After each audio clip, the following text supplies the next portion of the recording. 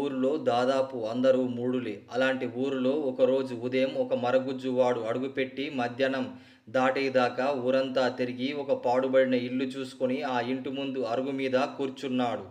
వాడికి ఎదురుంగా ఒక ఖరీదైన ఇల్లు ఉంది. ఆ ఇంటి ముందు ఒక ముష్టివాడు వచ్చి నిలబడ్డాడు. వాడు మోకాళ్ళ కింది దాకా నల్ల అంగి ధరించి ఉన్నాడు. వాడి నెత్తిన ఒక కుచ్చుటోపి ఉంది.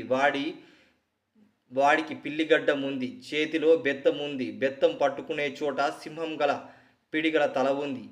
ఆ ముష్టివాడు ఖరీదైన ఇంటి గడప మీద బెత్తంతో కొట్టి, ముద్ద పెట్టవే ముదనష్టపు దానా అని కేక వేశాడు. మరుక్షణమే ఆ ఇంటి ఇల్లాలు గజగజ వణుక్కుంటూ వచ్చి ఆ ముష్టివాడు అడిగిన మూట ఇచ్చింది.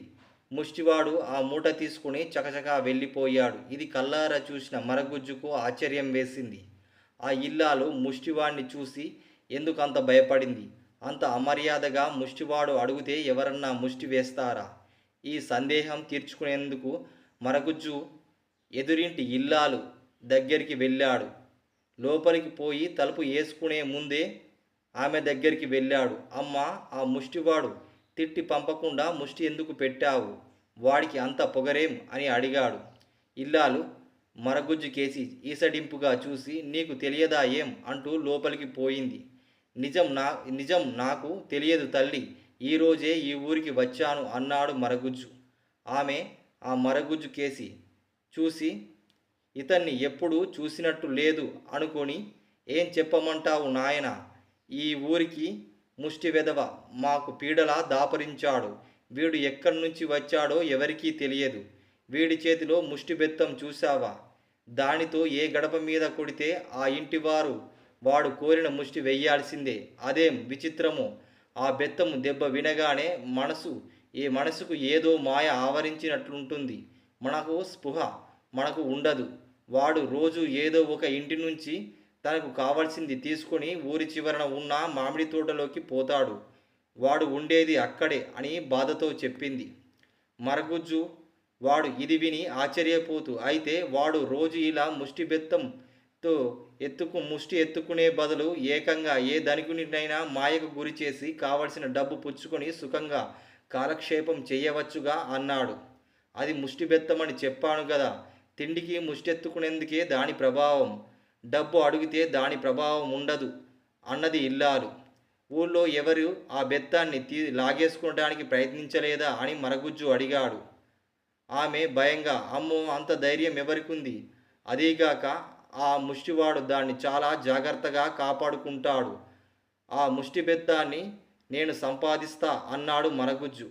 ఆ మాట నాకు చెప్పడం ఏం లాభం? సాయంకాలం కాలక్షేపానికి రామాలయంలో నలుగురు కూడుతారు, వాళ్లకు చెప్పు అని ఆ ఇల్లాలు తలుపు వేసుకుంది. ఆ సాయంకాలం మరగుజ్జువాడు రామాలయం వద్దకు నలుగురిని కలుసుకొని తాను తలపెట్టిన పని గురించి చెప్పాడు.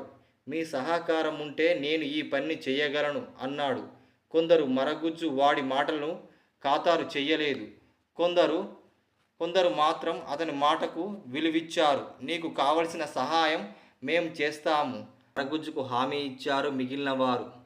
మరగుజ్జు వాళ్ళు చెయ్యవలసింది ఒకటికి 2 సార్లు చెప్పి తన పాడుబడిన కొంపలోకి వెళ్ళిపోయాడు. మరునాడు ఉదయం మామిడి తోటలో ముష్టివాడు నిద్ర లేచేసరికి కాస్త దూరంలో మరగుజ్జు నిద్రపోతూ కనిపించాడు.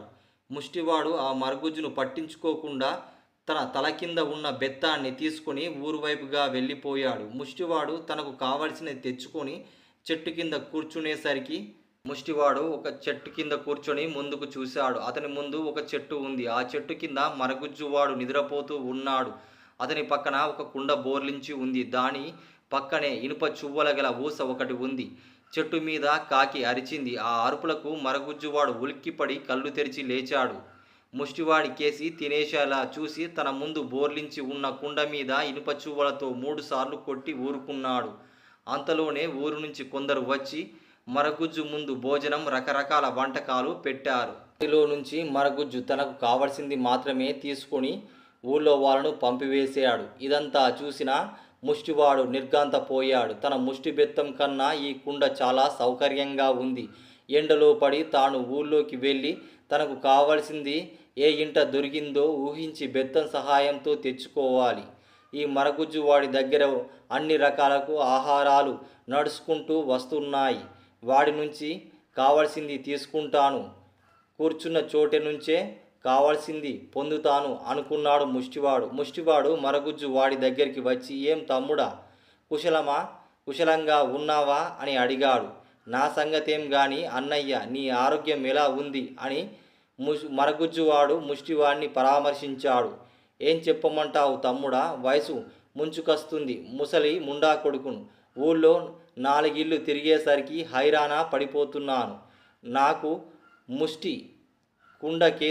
ముష్టివాడు కుండకేసి ఆశగా చూశాడు.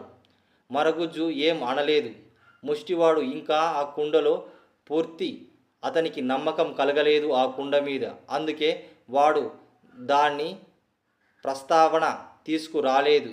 కానీ ఆ రాత్రి కూడా మరగుజ్జువాడు కుండ మీద ఊచెతో 3 సార్లు కొట్టడం, ఆహారం తెప్పించుకోవడం చూసి ముష్టివాడికి, ఏం తమ్ముడా, నువ్వు కుర్రాడివి, 4 వీధుల్లో తిరగగలవు, నా బెత్తం తీసుకుని నీ కుండ ఇస్తావా అని అడిగాడు. మరగుజ్జువాడు కాసేపు సంకోచించినట్టు నటించి, మరొకటైతే ఇవ్వకపోదును, ఏదో వరుస కలిపావు కదా అని నీకిస్తున్నాను అంటూ ముష్టివాడి బెత్తం తీసుకున్నాడు. వాడికి తన కుండను ఇచ్చాడు. తెల్లవారింది. నిద్రలేచి చూసేసరికి ముష్టివాడికి మరగుజ్జు కనిపించలేదు. వాడు మిట్ట మధ్యాహ్నం దాకా తోపులోనే కూర్చొని ఇనుప చువ్వలతో కుండ మీద 3 సార్లు కొట్టాడు. ఎంతసేపు చూసినా ఎవరూ రాలేదు. విసుగెత్తి కుండను బాదితే అది కాస్త పగిలిపోయింది. ముష్టెత్తుకునడానికి ఊళ్ళోకి వెళ్ళాడు ముష్టివాడు. కానీ ఊళ్ళో వాళ్ళు వాణ్ణి కుక్కను తరిమినట్టు తరిమేశాడు. ముష్టివాడు ఆ గ్రామం వదిలి వెళ్ళిపోయాడు. ఊళ్ళో వారంతా పరమానందం చెందారు.